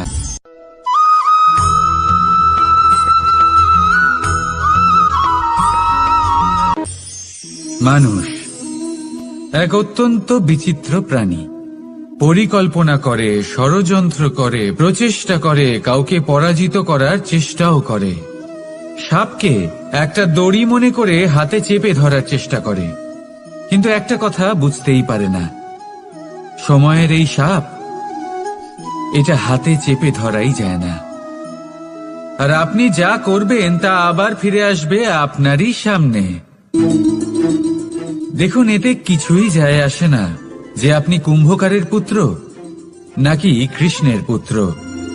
যদি আপনি অনুচিত কর্ম করেন তাহলে আপনার সাথেও অনুচিতই হবে, অশুভ কর্ম করলে আপনার সাথেও অশুভই হবে। কুরু বংশ অত্যন্ত মহান বংশ ছিল। এই কুরু বংশ কি হলো তার সাথে? একটা গোটা বংশ বয়ে গেল, কারণ ওনাদের উদ্দেশ্য অশুভ ছিল। অন্যদিকে 5 জন বনবাসী পাণ্ডব মহাভারত বিজয়ী হলেন, কারণ তাদের উদ্দেশ্য শুভ ছিল। তাই মনে রাখবেন, শুভ অগ্নি প্রজ্বলিত করবেন, শুভ তাপ সঞ্চার হবে। অশুভ অগ্নি প্রজ্বলিত করবেন, নরকেই জ্বলতে হবে। তাহলে আসুন আর আমার সাথে ভালোবেসে বলুন, রাধা রাধা।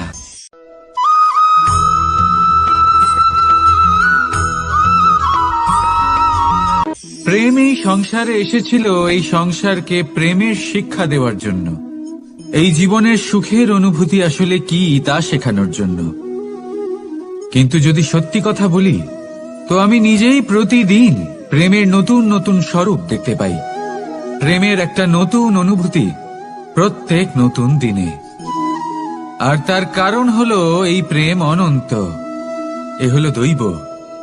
প্রেম হলো এই সংসারের সবথেকে বড় ঢাল এবং সবথেকে বড় অস্ত্র। এই প্রেম ছাড়া না কোনো ন্যায় হয় আর না কোনো শাস্ত্র, না জীবন আছে আর না অন্ত।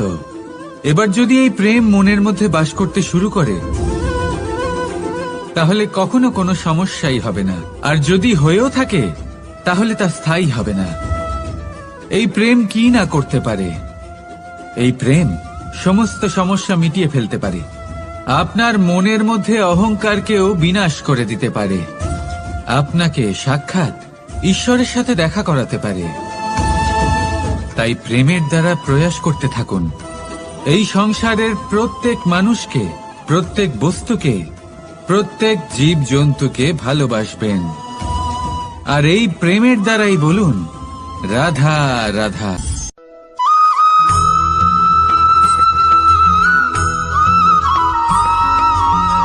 জীবনে এমন কিছু কাজ রয়েছে যা আপনাকে একাই করতে হয়, আর এমন কিছু কাজ রয়েছে যা আপনাকে একসাথে মিলে করতে হয়, একজোট হয়ে, সঙ্গবদ্ধ হয়ে। এবার সঙ্গবদ্ধ বলতে কি বোঝাতে চাইছি? আমি তাদের কথা বলছি না যারা বাস্তবিকভাবে একে অপরের সাথে কাজ করেন। আমি তাদের কথা বলছি যারা একে অপরের থেকে দূরে থেকেও একে অপরকে বিশ্বাস করেন। আমি আগেও বলেছিলাম, সমস্ত বিশ্বের আশা বিশ্বাসেই বসবাস করে, তাই না? তাই যেখানে সমস্ত বিশ্ব আছে, সমস্ত সংসার আছে, সেইখানেই বিশ্বাস রয়েছে। তাই আপনার আশেপাশে এমন দল সঙ্গবদ্ধ করুন যাদের আপনার উপর বিশ্বাস আছে আর যাদেরকে আপনি বিশ্বাস করতে পারেন। তাহলে আসুন আর আমার সাথে ভালোবেসে বলুন রাধা রাধা।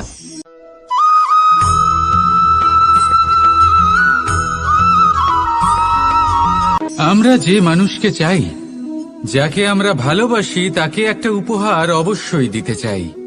এমন এক উপহার যা ওনার ভালো লাগবে, যা শ্রেষ্ঠ হবে, অতি প্রিয় হবে, বহুমূল্য হবে, বা বলতে পারেন মূল্যবান হবে।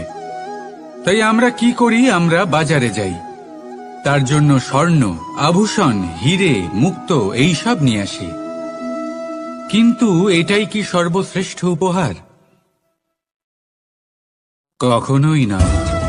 সর্বশ্রেষ্ঠ উপহার হলো স্বাধীনতা, তাকে নিজের মনের মতো বাঁচার স্বাধীনতা।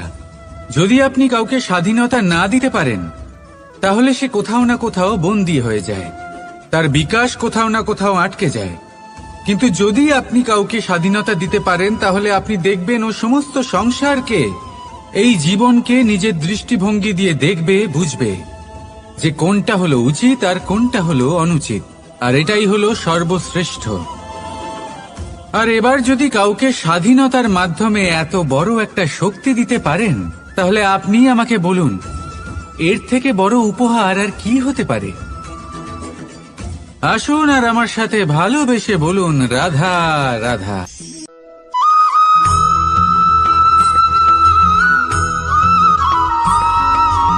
পিতা আর পুত্রের সম্পর্ক অত্যন্ত মধুর হয়ে থাকে। পিতা স্বপ্ন দেখেন, তাকে পূর্ণ করার সকল সম্ভাব্য চেষ্টা করেন, কিন্তু তাও অনেক সময় ওনার স্বপ্ন অপূর্ণ থেকে যায়। তখন পিতা ভাবেন যে স্বপ্ন উনি পূর্ণ করতে পারেননি, ওনার সন্তান তা অবশ্যই পূরণ করবে। যে স্থানে উনি কখনো পৌঁছতে পারেননি, সেই স্থানে ওনার পুত্র অবশ্যই পৌঁছবে। পিতা নিজের সন্তানের ভবিষ্যৎ নিয়ে সেই স্বপ্ন দেখেন, আর যখন সেই সন্তান সামনে এগোতে থাকে, তখন তার দুঃখ হয় না, বরং গর্ব হয়। ওনার ভালো লাগে এটা দেখে যে ওনার সন্তান অনেক উন্নতি করছে। কিন্তু যখন সন্তান নিজের অভিভাবকের শক্তি দেখে, তার যশ দেখে হিংসা করতে থাকে, সমস্যা সেইখানেই শুরু হয়।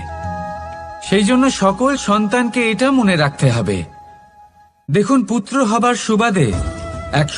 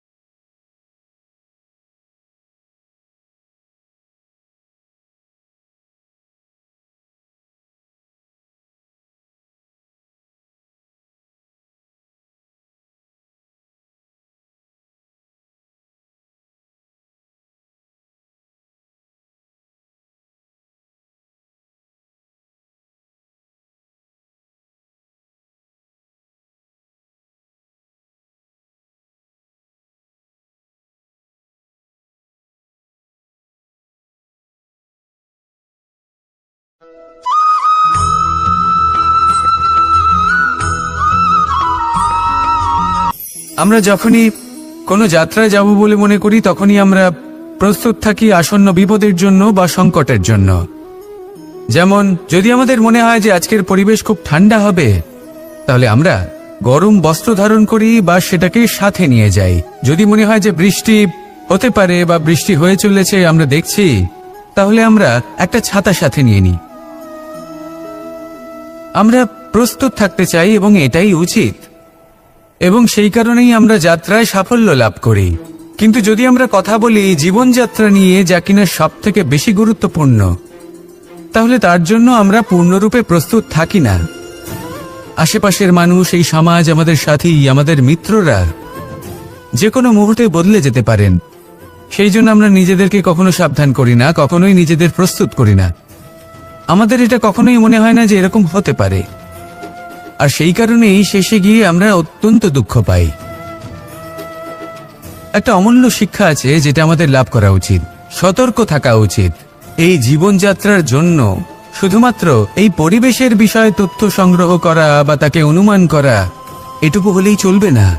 আমাদের আশেপাশের মানুষজনকে দেখতে হবে, তাদের স্বভাব পরিস্থিতির ওপর নজর রাখতে হবে। যখন তারা রং পাল্টাচ্ছেন নজর রাখতে হবে, তা অত্যন্ত আবশ্যক। পরিবর্তন আপনার জীবনে অবশ্যম্ভাবী। সঠিকভাবে তার সম্মুখীন হন। আসুন আমার সাথে ভালোবেসে বলুন, রাধা রাধা।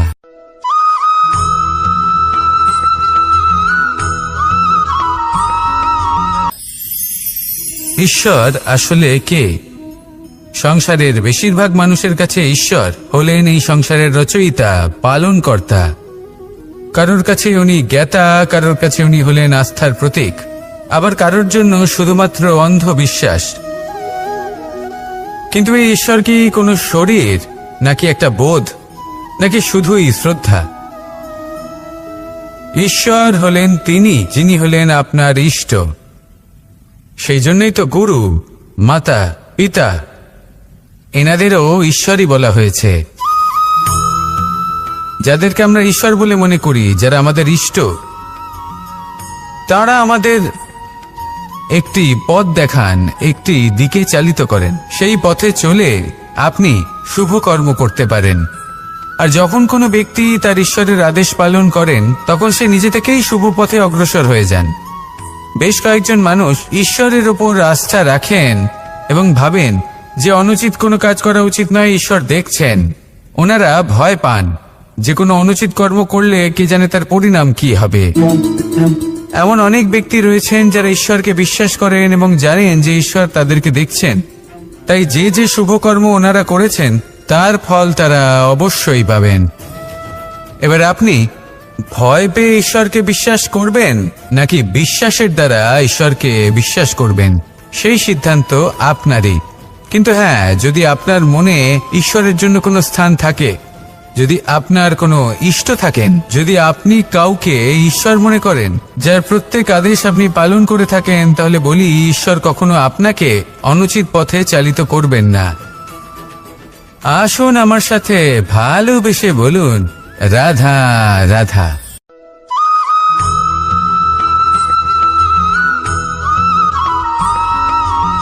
আমি রথে যাত্রা করি। বারবার থেমে আপনাকে দেখতে হবে, নিজেকে কিছু প্রশ্ন করতে হবে। আমি কি আজ সেই কর্মই করছি যেটা আমি করতে চেয়েছিলাম? আমি কি আজ সেই জীবন যাপন করছি যেমন আমি যাপন করতে চেয়েছিলাম? যদি এই প্রশ্নগুলোর উত্তর হ্যাঁ হয়, তাহলে এগোতে থাকুন, নয়তো থেমে যান এবং বিচরণ করুন। মনে রাখবেন, এই সংসার অত্যন্ত জটিল, আর এতে হারিয়ে যাওয়া অত্যন্ত সরল। সেই জন্য নিজে থেকে বারবার থামা এবং জীবন চিন্তন করা অত্যন্ত আবশ্যক। তাহলে সেটাই করুন, আর আমার সাথে ভালোবেসে বলুন, রাধা রাধা।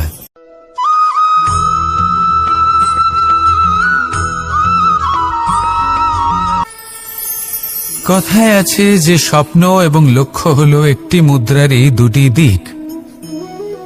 যতক্ষণ না স্বপ্ন দেখছেন, ততক্ষণ বুঝবেন কি করে আপনার লক্ষ্য কি?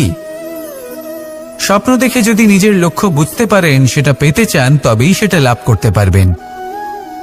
কিন্তু স্বপ্ন এবং লক্ষ্য এই দুইয়ের মধ্যে একটা ভারসাম্য রয়েছে, যেটা বজায় রাখা প্রয়োজনীয়। একে আমরা বলে থাকি পরিশ্রম। দেখুন, যদি আপনি স্বপ্ন দেখতে চান, তাহলে পরিশ্রম ত্যাগ করে নিদ্রা লাভ প্রয়োজন। কিন্তু যদি আপনি লক্ষ্য লাভ করতে চান, তাহলে আপনাকে নিদ্রা ত্যাগ করে পরিশ্রম করতে হবে। তাই আলস্য ত্যাগ করুন এবং সিদ্ধান্ত নিন যে আপনি কি চান। আপনার জীবনের এই তুলাদণ্ডে স্বপ্নের পাল্লা ভারী হওয়া প্রয়োজন নাকি লক্ষ্যের? আমার মতে এই দুইয়ের মধ্যে যদি ভারসাম্য বজায় রাখেন, তবে পথ নিজে থেকেই সামনে আসবে। শুধু সেই পথে অগ্রসর হতে থাকুন এবং আমার সাথে ভালোবেসে বলুন, রাধা রাধা।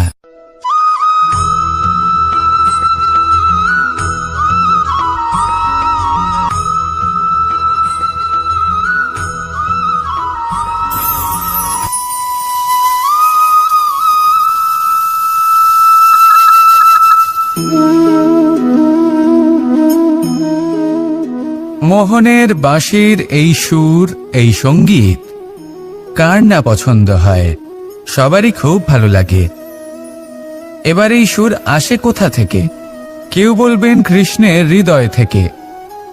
সত্য কথা, এই সুর হৃদয় থেকে নির্গত হয় এবং প্রকট হয় এই বাঁশি থেকে। এই বাঁশিটাকে দেখুন, এই ছিদ্রগুলি দেখুন, প্রত্যেকটা সুর থেকে নিজস্ব একটা স্বর নির্গত হয়। এবার যে ব্যক্তি এই সমস্ত সুর এবং স্বর বুঝতে পারেন, এতে নিপুণ, তিনি এই বাঁশির দ্বারা যে সুর নির্গত করবেন, তা তো মধুর অবশ্যই হবে। এবার জীবনের সাথেও কিছুটা এরকমই ঘটে।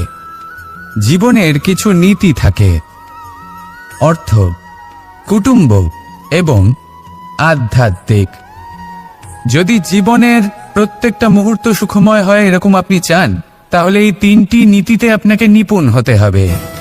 কোনো একটি বিশেষ নীতির প্রতি যদি আপনি বেশি ঝুঁকে পড়েন, তাহলে বাকি দুই নীতি থেকে যা সুখ লাভ করা সম্ভব তা পারবেন না।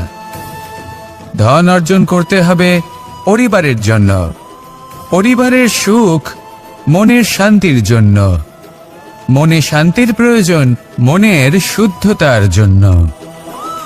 যখন এই মন শুদ্ধ হবে, জীবন শুদ্ধ হবে, পবিত্র হবে, সুন্দর হবে এবং ভালোবেসে বলবে, রাধা রাধা।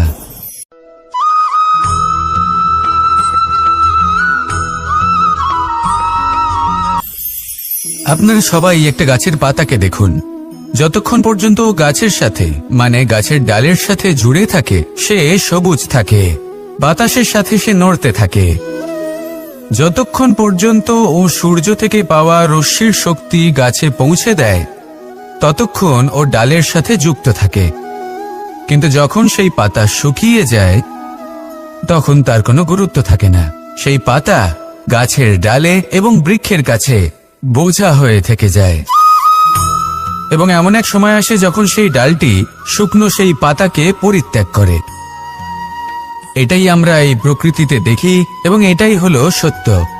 আর এটাই আমাদের জীবনে খুব বড় একটা শিক্ষা। যদি আপনিও নিজের জীবনে নিজের আপনজনদের কাছে বোঝা স্বরূপ হয়ে দাঁড়ান, তাহলে তারা আপনাকে যতই ভালোবাসুক না কেন, ওনারা যদি নাও চান, তাহলেও এমন এক দিন আসবে যখন আপনার আপনজন আপনাকে পরিত্যাগ করবে। সেই জন্য সবসময় আত্মনির্ভর হয়ে ওঠার চেষ্টা করুন। নিরন্তর পরিশ্রম করতে থাকুন, কারোর উপর বোঝা হয়ে থাকবেন না, বরং তার সাথে মিলে দায়িত্ব পালন করুন। এমনটা করবেন, তাহলে আপনার সম্মানও বজায় থাকবে এবং সম্পর্কের মধ্যে আপনার মূল্যও বজায় থাকবে। আসুন আর আমার সাথে ভালোবেসে বলুন, রাধা রাধা।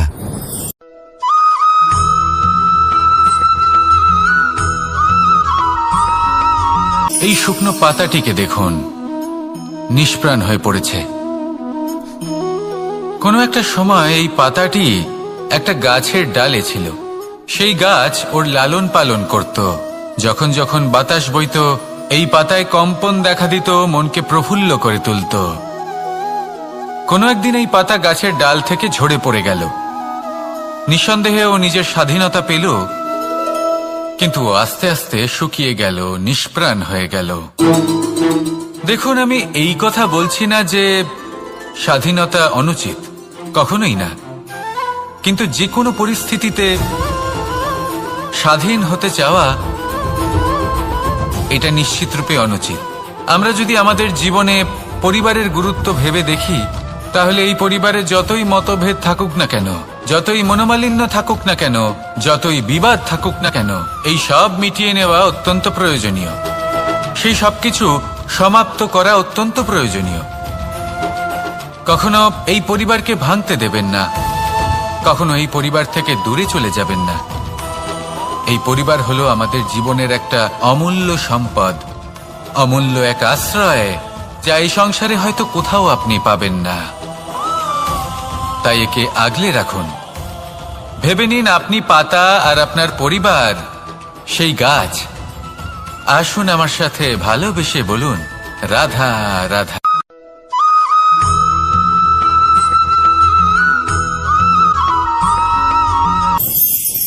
প্রেম আড়াই অক্ষর, মাত্র আড়াই অক্ষরের এই শব্দ প্রেম, এর মধ্যে ত্রিলোকের এবং সমগ্র ব্রহ্মাণ্ডের বীজ নিহিত আছে।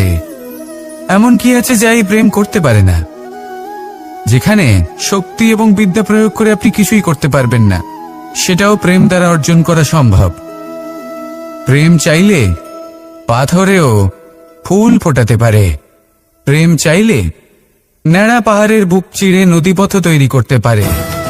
চাইলে নিরক্ষর ব্যক্তিকে সংসারের শ্রেষ্ঠ জ্ঞানী করে তুলতে পারে। শুধুমাত্র এই প্রেমের জন্য সবার দুষ্টু কানাই ঘনশ্যাম হয়ে উঠেছিল। শুধুমাত্র এই প্রেমের টানেই ত্রিলোকের স্বামী দ্বারকাধীশ নির্ধন সুদামার পদসেবাও করেছিলেন। এই প্রেম হলো সংসারের সবথেকে বড় শক্তি। এই সংসারের আধার হলো প্রেম। এমন কিচ্ছু নেই যা এই প্রেমের পক্ষে সম্ভব নয়। যেখানে বিদ্যা এবং শক্তি সাহায্য করতে পারে না, সেখানে এই প্রেম আপনাকে জয়ী করে দিতে পারে। তাহলে আসুন আর আমার সাথে ভালোবেসে বলুন, রাধা রাধা।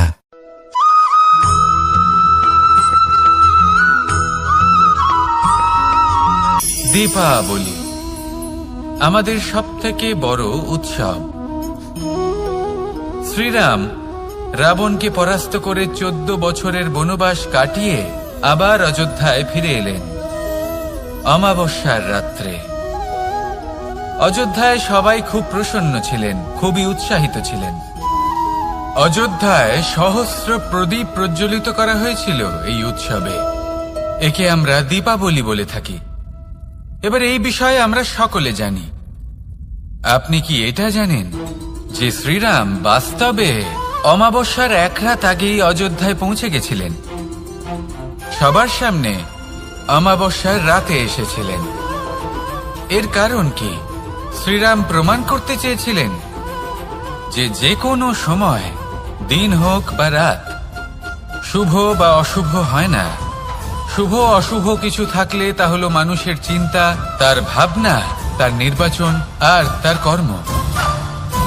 নিজেই দেখে নিন, শ্রীরাম শুভ কাজ করে ফিরেছিলেন এবং অমাবস্যার মতো গভীর এক রাত্রিকেও দীপাবলিতে পরিবর্তিত করেছিলেন। এমনটাই যদি আমরা করতে পারি, তাহলে এমন কোন গৃহে যান যেখানে অসহায় ব্যক্তি রয়েছেন, যা অন্ধকারাচ্ছন্ন, আর সেখানে প্রকাশ প্রজ্বলিত করুন। প্রকাশ সহায়তার, প্রেরণার, আশার।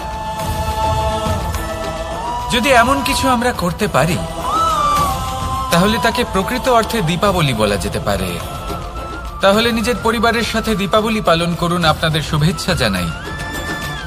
আসুন আর আমার সাথে ভালোবেসে বলুন, রাধা রাধা।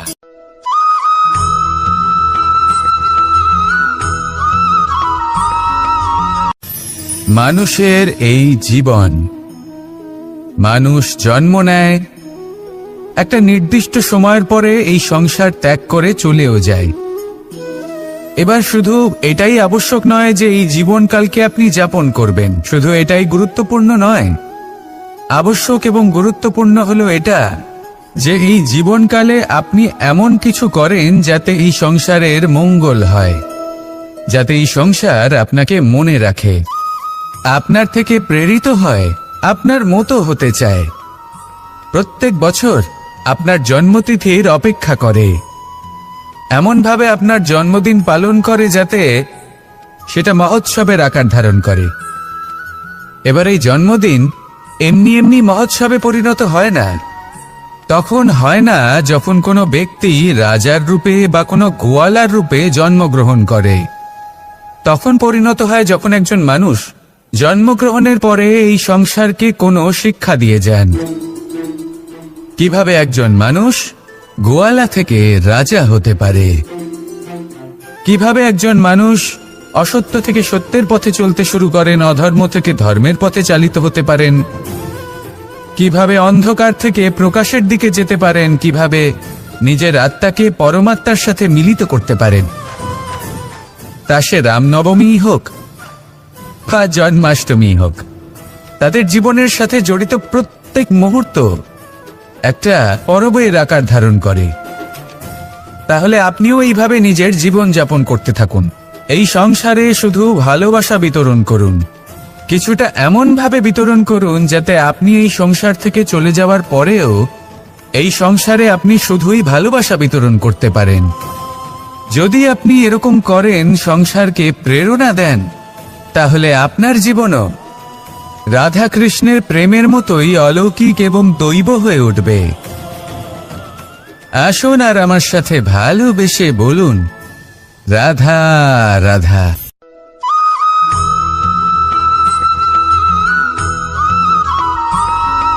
ভোজন। এই সংসারে যেই হোক না কেন, কোনো মানুষ হোক, কোনো প্রাণী হোক, কোনো কীট হোক বা কোনো বনস্পতি হোক, প্রত্যেকের জন্য ভোজন অতি আবশ্যক। কারণ ভোজন থেকেই শক্তি পাওয়া যায়, আর সেই শক্তি দিয়েই সংসারের, আমাদের জীবনের সমস্ত কার্য করা যায়। এবার এমন এক ধরনের শক্তি হয় যা শীতের ঋতুতে সূর্য থেকে আমরা পেয়ে থাকি, আর আরেক ধরনের উত্তাপ হয় যা দিয়ে ভোজন রান্না করা হয়, সুস্বাদু নানান ধরনের ভোজন।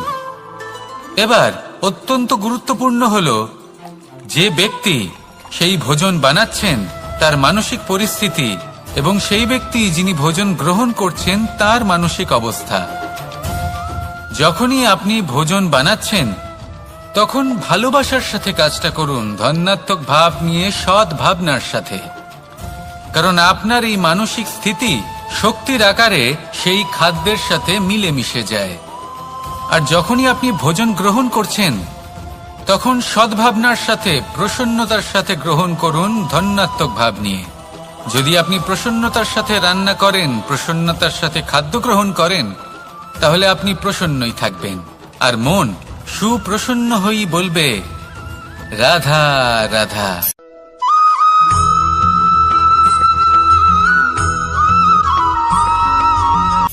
কথায় আছে সংসারে নাকি সকল রোগের ওষুধ আছে। যদি আপনি নিজের শরীরকে ভালোবাসেন তাহলে ব্যায়াম করুন, যদি নিজের নিঃশ্বাস প্রশ্বাসকে ভালোবাসেন তাহলে প্রাণায়াম করুন, যদি আপনি নিজের আত্মাকে ভালোবাসেন তাহলে ধ্যান করুন। কিন্তু যদি আপনি নিজের জীবনকে, পরমাত্মাকে ভালোবাসেন তাহলে সকলকে ভালোবাসতে থাকুন। এই ভালোবাসা অত্যন্ত গুরুত্বপূর্ণ এবং আবশ্যক। ভালোবাসা